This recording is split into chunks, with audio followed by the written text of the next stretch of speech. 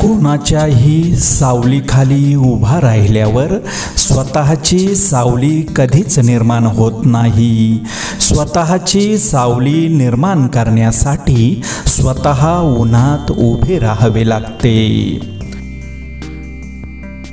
हातोडी आणि छन्नीचे घाव सोसल्याशिवाय दगडाला सुद्धा विशिष्ट आकार प्राप्त होत नाही. असंच माणसाचं सुद्धा आहे.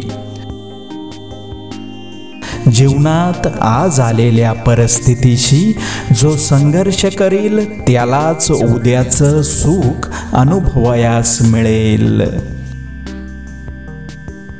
आयुष्यात सगळ्याच इच्छा पूर्ण होतील असं नसतं.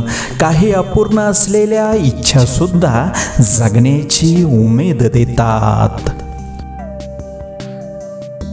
सुखासाठी कुणापुढे हात पसरू नका, वेळ वाया जाईल.